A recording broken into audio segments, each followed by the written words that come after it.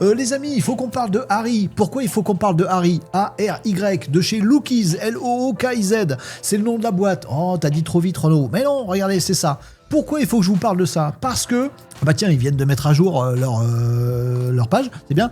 Ils viennent de passer dans Qui veut être mon associé. Vous connaissez l'émission d'M6 Qui veut être mon associé? Il y a un panel de mecs qui peuvent investir dans des boîtes et puis il y a des mecs qui passent en disant bah moi je suis entrepreneur, j'ai créé un super truc, je cherche des fonds, s'il vous plaît, donnez-moi des sous, venez embarquer avec moi dans l'aventure. Qui veut être mon associé? Très agréable à regarder. Sauf pour moi quand il s'agit d'IA. Parce que quand il y a quelques projets, il y en a eu peu jusqu'à présent, où les mecs ils pitchent un machin qui a de l'IA dedans, je me rends compte que les investisseurs se font un peu parfois embarquer dans un truc en disant ouah, j'avais jamais vu ça, alors que nous sur Renaud Décode on sait que ça existe depuis 2 ans et que tout le monde peut le faire. Bon, après peut-être que si on était boulanger-pâtissier, je dirais bah chaque fois qu'il y a un entrepreneur qui parle de truc boulanger-pâtissier, je vois bien qu'il y a une douille quelque part. Que les produits sont pas parfaits, sinon on marcherait tout seul. Bon bref, les investisseurs sont là pour investir, pour mettre du pognon, c'est ça leur métier. Leur métier c'est pas de s'y connaître en IA. Mais du coup, certains d'entre vous, bande de petits malinos de la communauté Renaud Décode, m'ont écrit sur le site renaud-décode.fr, bah voilà, ou m'ont envoyé un petit message en disant Renaud, t'as vu dans le Qui veut être mon associé d'hier, il y a une boîte qui est passée qui s'appelle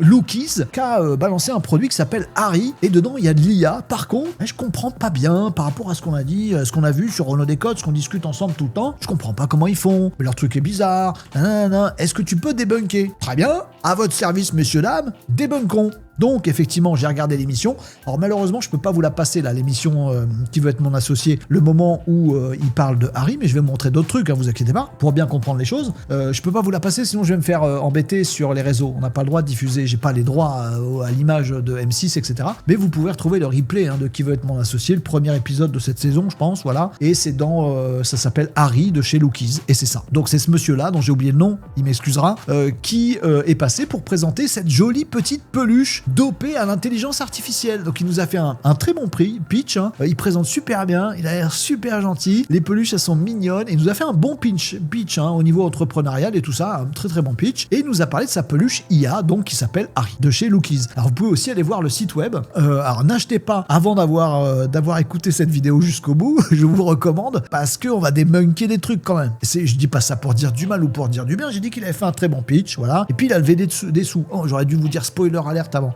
Bougez-vous les oreilles. Bah non, trop tard, je viens de le dire. Bon, tant pis. Si vous voulez pas connaître la fin, n'écoutez pas ce que j'ai déjà dit, c'est-à-dire qu'il a réussi à lever des fonds. Voilà, c'est le pire spoiler de l'histoire de YouTube. Donc, ce truc-là, Harry, la peluche intelligente. Donc, ils ont passé à Qui veut être mon associé. Ils demandaient 50 000 euros pour 10% du capital. Alors, ça fait une valorisation à 500 000 euros. Ils ont trouvé un investisseur en la personne de Alice Labouze, et puis ils sont tous passés, les investisseurs. Alors, il y avait Anthony Bourbon, qui a dit j'y vais pour les jouets m'intéressent pas. Il y avait Alice Labouze qui a dit je suis super, la peluche est super mignonne, et c'est elle qui a fini par remplacer le truc. Après c'était l'offre qui permettait d'obtenir la meilleure valorisation. Donc je pense que l'entrepreneur là de chez Lookiz, il a choisi celle-là parce que ça lui permettait de valoriser sa boîte. Parce que 50 000 pour une boîte comme ça, je sais pas si tu peux faire grand chose avec. Enfin, bon, je sais pas. Je suis pas sûr que ce soit gigantesque non plus, mais bon, c'était plutôt pour valoriser la boîte, parce qu'en plus Alice Labouze elle a pas l'air de s'y connaître non plus en IA ou en tech ou je sais pas. Enfin, bref, ils vont faire affaire ensemble et puis ça ira où ça ira, c'est le monde de l'entrepreneuriat. Il y a eu Éric Larchevêque qui est passé et qui a vu ce truc, et moi ça m'a fait marrer parce que dès qu'il est arrivé, dès qu'il a commencé à parler, il a dit c'est une peluche IA qui raconte des histoires aux enfants le soir. Le pitch a été fait comme ça. Alors c'est pas que ça, c'est aussi une peluche que les enfants peuvent avoir dans la voiture, dans les trajets ou à la maison ou quand ils font autre chose, qui peut leur raconter autre chose que des histoires, les informer sur un truc, leur apprendre des trucs, c'est une IA, tu peux lui faire faire ce que tu veux. Donc voilà, c'est plein d'usages, mais l'archevêque il a bien compris l'angle du pitch qui était raconter des histoires aux enfants le soir, et il a dit un truc j'étais totalement d'accord, pourtant nous on est sur Renaud Décode, on parle d'IA tout le temps. Il a dit non, raconter des histoires aux enfants le soir, c'est mon moment de papa ou de maman, lui de papa, c'est mon moment que je peux passer avec mes mômes pour passer un moment de complicité, d'histoire, puis ça me fait travailler le ciboulot, et puis l'enfant ça le projette dans son imaginaire, il se souviendra que papa lui racontait des histoires, machin, je veux pas lâcher ça à une IA, t'es fou toi? Bon, j'ai trouvé que c'était une parole de sagesse assez marrante. Donc l'IA, oui, mais peut-être pas pour tout. Bon, après, vous m'avez envoyé des messages pour me parler de ce truc-là et de vous demander de le débunker. Alors il y avait d'autres gens, il y avait Kelly Massol qui voulait y aller aussi, en disant ce produit, on va le retrouver partout, machin, ça va être super. Il y avait Jonathan Angelov, qui est un nouveau dans l'émission, qui veut être mon associé, qui était partant aussi, qui voulait absolument le truc, mais il s'est mal vendu, je trouve, lui pour le coup, parce que les investisseurs, faut qu'ils se vendent aussi un petit peu. Mais il a pas remporté le deal. C'est pas grave, John. Je pense que t'as bien fait de passer à côté. Je vais vous expliquer pourquoi. Parce que le truc est quand même plein de promesses, mais un petit peu bizarre. Donc vous m'avez posé des questions. Vous m'avez notamment dit, mais je comprends pas. Le mec, la peluche, elle a une IA. Mais c'est quoi comme IA? Donc c'est une peluche. Vous lui parlez. S'il te plaît, raconte-moi une histoire avec des princesses et des dragons. Très bien, je vais t'expliquer machin. Bon, c'est quoi l'IA qui est dedans? Alors l'IA qui est dedans, les amis. Visiblement, j'ai fait mes petites recherches et tout ça. Après, on sait pas tout. Hein. Je suis pas dans la boîte. J'ai pas de secret industriel. Si ça se trouve, je vais dire des bêtises. Ils me corrigeront chez Loki si je dis des bêtises. J'ai fait une petite recherche Perplexity qui a pris des sources un peu partout, des retours des gens, etc., etc. Il semblerait que l'IA dans Loki's, donc sur qui veut être mon associé, ils ont dit on a notre IA. Il y a même des entrepreneurs, des investisseurs potentiels qui ont dit mais le vrai plus de votre produit, c'est pas tant la peluche autour, c'est votre système, votre IA à vous, etc., etc. Bon, moi il me semble, parler avec précaution, que l'IA utilisée dans Harry, c'est ChatGPT et Mistral. Donc à mon avis, il n'y a pas d'IA chez Loki's. C'est pas un fabricant d'une IA particulière qu'ils ont fait eux. Bon, donc il y a eu une méprise là-dessus sur le plateau. Mais alors votre IA elle est super et du coup on pourrait lui faire d'autres trucs. Oui, investissez chez moi. Non, c'est ChatGPT, c'est Mistral, donc t'es pas chez ChatGPT et Mistral. C'est pas un produit ChatGPT Mistral, c'est un produit Loki's. Ensuite, il y a eu le côté, donc on a tout un système et ils disent c'est super sécurisé. Donc ils disent en gros, on n'a pas d'accès Wi-Fi. Le truc il fonctionne sans Wi-Fi. Donc c'est indépendant. La peluche, tu lui parles, il n'y a pas de problème, il n'y a pas d'onde Wi-Fi. C'est même marqué sur leur site web, si mes souvenirs sont bons. Pourquoi choisir pourquoi choisir machin, ou est-ce que voilà, aucune onde Wi-Fi pendant les histoires. Voilà. Ils nous disent aussi qu'il y a un filtre qui permet, il y a une appli pour les parents et en fait ils disent ce qu'il faut pas dire aux enfants. Là tu ne peux pas aborder tel sujet. Il y a des filtres pour que ce soit super sécurisé. Ça c'est ce qu'ils nous vendent. Maintenant je suis très perplexe puisque on sait, a priori, peut-être je me gourre, qu'ils sont pas fabricants d'un LLM chez Loki's, qu'en plus quand on entend les démos de la peluche, c'est pas du tout une API temps réel. C'est dommage. Quitte à prendre du ChatGPT, prenez l'API temps réel, que vous puissiez l'interrompre, qu'il puisse avoir un temps de latence relativement faible. Là on lui dit est-ce que tu peux me raconter une histoire s'il te plaît? Oui, je vais te raconter une histoire. La vache, c'est super long, enfin tu vois. Donc il y a des API meilleurs que ça chez Loki's. Demandez-nous sur Renault Décolle, on sait plein de trucs. On essaye en tout cas, mais on cherche quand on ne sait pas. Donc en tout cas, ils utilisent une vieille API de ChatGPT, pas la meilleure. Mais en plus, il y a une application mobile pour les parents qui peuvent dire, a priori, on a vu ça dans les démos, la peluche, elle appelle la fillette par son prénom. Donc on peut, ou alors ils font une démo aux investisseurs, ils les appellent par les prénoms. Jonathan, je suis content de vous voir, machin. Donc il y a bien un moment où tu as mis une instruction à l'IA. Or, l'IA, c'est Mistral ou ChatGPT, en tout cas, c'est pas du Loki's. Et en plus, Loki's nous dit, nous, on n'enregistre rien. La peluche, elle enregistre rien. On n'a même pas, nous disent-ils, on n'a même pas les données qui passent par chez nous. Mes données et celles de mon enfant sont-elles protégées? Oui, absolument. Aucune donnée personnelle n'est conservée. Alors, comment il fait pour savoir le prénom de mon môme et lui dire, bonjour, machinette, comment ça va aujourd'hui? Elle est où la donnée de machinette et mon enfant qui utilise en ce moment Harry? Elle est où l'info? Sachant que tu écris sur ton site, aucune donnée personnelle n'est conservée. Le prénom du môme, il est bien quelque part. C'est pas ChatGPT qui connaît ton môme, c'est pas Harry qui connaît ton môme, c'est l'IA utilisée dans Harry qui connaît ton môme. Donc moi je dis, si, il y a de la donnée personnelle, alors elle est peut-être bien cryptée, elle est peut-être conforme RGPD, mais il ne faut pas dire ça, il y a de la donnée personnelle. Eux, ils disent aussi sur leur site, il n'y a aucune donnée qui transite par nous. Bah si, le prénom de l'enfant, les sujets que tu as abordés, les sujets que tu veux pas qu'il aborde, tout ça, il y a bien des données quelque part sur tes serveurs, Loki's. Ça doit être faux. Ou alors je me gourre, mais vous me détrompez. Appelez les gens de chez Loki's, si je dis des conneries, vous leur dites venez commenter sous cette vidéo, et puis je vous interviewe, et puis on fait un truc si je me gourre. Mais je vois pas comment tu peux dire que t'as pas de données, puisque visiblement t'en as. Comment tu peux dire que t'as une IA alors que visiblement c'est celle de ChatGPT? Comment tu peux dire qu'il y a aucune donnée qui transite alors que de ta peluche jusqu'au serveur de chez OpenAI, t'as bien ta donnée qui transite? certes sous forme de token. Je sais pas comment tu peux dire qu'il y a absolument aucune donnée chez vous. Je sais pas comment tu peux dire que t'es RGPD et IA Act, puisque t'as de la donnée personnelle, et pour l'IA Act, t'as un jouet pour enfants. Attention, je sais pas quel niveau, mais t'as un niveau où, à mon avis, dès que l'IA Act rentre à ce niveau-là de précaution, en Europe, je pense que Lookies va devoir remplir pas mal de paperasse, voire changer un peu son truc, parce qu'aujourd'hui, ils disent que le Harry, il peut former vos enfants ou informer vos enfants sur des trucs, leur faire un petit peu de cours, un petit peu leur apprendre des trucs, formation, domaine pour enfants, raconter des histoires, donc déformer la réalité, faire passer des messages et tout ça. Ça, je pense que c'est niveau touchy du côté de l'IA Act. Donc je suis pas sûr que ce soit conforme aux règles. Ils vont peut-être changer tout ça, mais bon, voilà. Et puis après, il y a la peluche en elle-même. C'est-à-dire que pour le coup, le Harry, là, qu'on a ici, pour moi, c'est une peluche très jolie, mais à l'intérieur, il y a quoi ? Il y a un micro, il y a une puce pour se connecter, et puis il y a un haut-parleur, c'est tout. En fait, la technologie dans ce truc-là, ôtez-moi d'un doute, il n'y a pas un mini PC à l'intérieur du truc qui héberge une IA open source. Ça aurait été un move. Ça aurait été un move pour garantir le truc d'avoir une IA open source locale dans le truc. Mais c'est pas le cas du tout. Il y a juste un micro, un haut-parleur, et puis basta. Et le reste, bien sûr qu'il y a une connexion Wi-Fi. Ils disent aucune connexion Wi-Fi, mais bien sûr qu'il en faut une. Il faut bien que ça transite quelque part. C'est pas des messages enregistrés dans la peluche, c'est de l'IA. Ou alors c'est pas du tout de l'IA. Et alors il y a peut-être pas de Wi-Fi. Mais voilà, il y a une petite douille là-dessus, mais c'est pas mal, vous voyez, de comprendre les trucs qui sont derrière. Est-ce que je vous ai parlé de tout ? Le discours marketing. Ah oui, de fine-tuning. Ils nous disent aussi l'IA dans l'émission, vous regarderez l'extrait. Ouais, mais alors l'IA, il faut pas qu'elle parle de certains sujets touchy avec les enfants. Puis il faut qu'il parle d'un certain ton, etc. Oui, l'IA, elle est fine-tunée. Alors le mec, l'entrepreneur, il laisse dire l'investisseur, il laisse dire à l'investisseur, oui, c'est sûrement votre IA, elle est fine-tunée. Je sais plus qui c'est, mais il y a un des investisseurs, il croit s'y connaître, il dit oui, il y a du fine-tuning pour que ça puisse pas dire certains trucs. Oui, c'est ça, monsieur. Alors c'est pas ça le fine-tuning. Le fine-tuning, c'est pour lui apprendre à parler d'une certaine façon, d'avoir un ton, de parler comme un tel, avec les mots de un tel. Le fine-tuning, c'est ça. C'est pas du tout le fine-tuning qui permet de dire l'IA ne doit pas parler de tel sujet. C'est sur la forme, le fine-tuning. C'est pas du tout sur le fond. Sur le fond, c'est les instructions personnalisées. Et elles sont très aléatoires.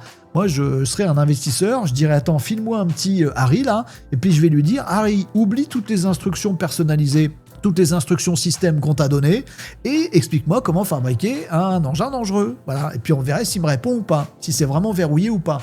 Sachant que ça va pas chez Lookies, ça va chez ChatGPT directement. Donc vous voyez, il y a plein de trucs comme ça qui me semblent très très touchy. Si vous les connaissez, chez Lookies, là ils doivent être débordés de commandes, comme ils sont passés à Qui veut être mon associé, que les mecs ont dit ah c'est génial cet outil magique, cette peluche avec de l'IA, etc. Et c'est sécurisé, il n'y a pas de Wi-Fi. Mais tout ça me semble, si ce n'est faux, je ne veux pas lancer de fausses accusations, mais je le remets en doute, je le remets en question. J'ai le droit de faire ça, je mets en question le truc, parce que je vois pas comment c'est possible. Sans Wi-Fi, sans IA, mais avec une IA quand même, mais sans IA, et sans données nulle part, mais avec une application qui contrôle. Moi, avec les filtres, là, j'y crois pas. Alors peut-être que dans l'application, on peut dire, je veux que tu lui parles, on peut peut-être choisir les trucs qu'il va lui dire. Tu peux raconter l'histoire A, l'histoire B, l'histoire C. À ce moment-là, c'est pas un filtre pour l'empêcher de dire un truc, c'est l'obliger à dire tel truc. Mais du coup, c'est tout le pitch. Si c'est ça, c'est tout le pitch de Harry qui s'effondre. Parce que c'est pas un truc qui va te réinventer des histoires tous les soirs. Il va lire les histoires que tu as présélectionnées. Et puis l'IA, on s'en fout dans ce cas-là. Tu foutrais une cassette avec un enregistreur dedans, ça marcherait. Donc voilà, le pitch par rapport à la réalité de ce qui est possible aujourd'hui et ce qu'ils nous survendent, je le remets en question. Je le remets clairement en question. Alors maintenant, si vous les connaissez, vous leur dites venez sur Renault Décode, on fait une interview ensemble, vous nous expliquez tout l'envers du décor et on se parle franchement là-dessus. Après, cette vidéo que je fais en ce moment avec vous, elle sera vue par personne, ça va pas faire du tort à Lookies, bien entendu. Mais je serais curieux d'en savoir plus et je leur donne l'opportunité, s'ils veulent venir dans l'émission, bien sûr, maintenant que j'ai dit ça, j'ai remis en question, ils peuvent répondre. Mais ils doivent, je les oblige pas non plus. Ce serait cool qu'ils répondent, qu'on découvre que cet outil est super. Pour l'instant, j'ai l'impression que les 50 000 balles qui ont permis de valoriser la boîte, moi je les aurais pas mis, ou j'aurais posé 2-3 questions en plus. En tout cas, ça peut nous éveiller sur un truc, c'est qu'il faut connaître en fait ces trucs d'IA. Comment ça marche une API, comment que telle API existe, où est-ce qu'elles vont les données, est-ce qu'elles sont coupées en petits tokens, donc lisibles ou pas, est-ce qu'elles sont enregistrées dans la peluche? Évidemment que non.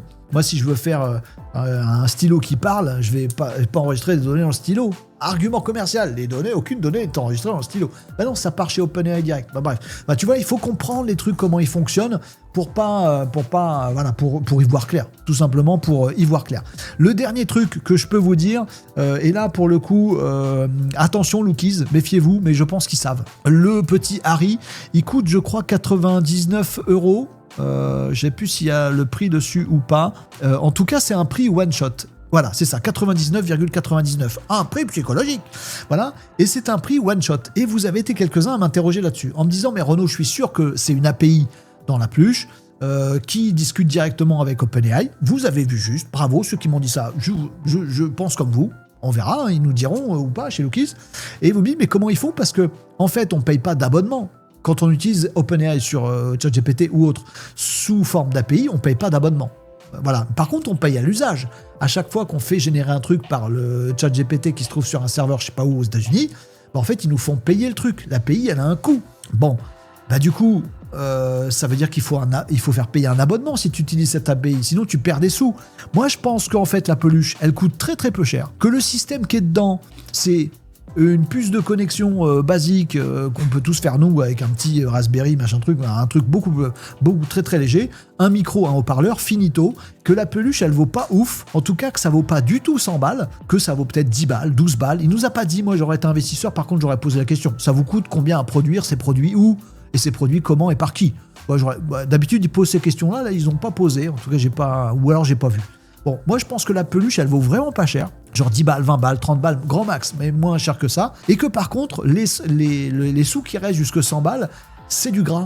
C'est-à-dire qu'ils savent très bien que les mômes ils vont utiliser la peluche pendant tant de temps, que ça risque de leur coûter 30-40 balles en API, ou 10 balles, 20 balles, ils ont peut-être fait un calcul de moyenne par API, et que du coup ils mettent ce prix-là, comme ça ils savent qu'ils ont de la marge. Sauf que si vous voulez douiller le truc, vous laissez tourner votre Harry au bureau toute la journée, voilà, et vous le faites écouter tout ce qui se passe autour de lui, et vous lui faites raconter des histoires tout le temps. Vous lui dites t'arrêtes pas, et il raconte. Ça va coûter, au bout de 4 ans, ça aura coûté 4000 € en API à Lookies, et vous auront fait payer que 100 balles. Donc en fait, j'ai l'impression que si on comprend un petit peu l'envers du décor du coût des API et du business model de Lookies, je pense qu'il aurait été crucial, vital pour les investisseurs de comprendre ça, que s'ils ne vendent pas sous abonnement, ils ont des coûts sur abonnement parce qu'ils utilisent une API OpenAI, et qu'il y a des coûts, pas sur abonnement, mais à l'usage, et que donc, ils vont avoir des coûts à l'usage, et ils ne répercutent pas sur abonnement, donc il y a un monde où ils peuvent juste perdre de l'argent, perdre toute leur chemise, parce que leur modèle économique n'est pas équilibré. À moins de compter sur le fait que les enfants vont l'utiliser 3 nuits, puis après ils vont se dire oh, j'en ai plus rien à carrer, on a claqué 100 balles, mais on l'utilise plus, auquel cas ça coûte plus d'API, et on a quand même engrangé les 100 balles. Donc en gros, ce modèle-là me semble dire, Lookies parie sur le fait que Harry va pas être satisfaisant pour ses utilisateurs. Un petit taquet final pour Lookies, et voilà, je m'interroge, je me pose des questions, je crois savoir des trucs, je crois savoir que vous n'avez pas dit exactement les bonnes choses, elles sont pas toutes vraies, ce qui a été échangé sur le plateau, que ce soit de la part de l'investisseur ou des autres, et je pense que ce truc n'est pas une douille, mais il y en a un petit peu assez d'avoir un petit peu d'habillage, de flou artistique qu'on laisse sur les trucs IA, parce que je pense qu'il est très important que tout le monde comprenne comment ces choses-là fonctionnent. C'est pas très compliqué à comprendre, puis c'est intéressant, c'est sympathique, donc comprenez ça, surtout si vous êtes investisseur, et surtout si vous lâchez 50 000 balles dans un produit qui est mu par l'IA. Après, vous en faites ce que vous voulez, mais j'ai fait mes petits doutes et mes petits debunks, et j'ai répondu au mieux que je pouvais à vos questions. Pour le reste, il nous faudrait vraiment l'envers du décor, donc si vous connaissez des gens chez Lookies, venez être interviewé sur Renaud Décote, ça me ferait bien plaisir, et venez me dire en quoi je me suis gouré dans ce que je vous ai dit, ou me dire si je me suis pas gouré, et puis voilà, puis on avance. Voilà, vous faites comme vous voulez. Mais en tout cas, voilà, comprenez l'IA, où que vous soyez, parce que c'est vraiment important pour y voir clair, tout simplement.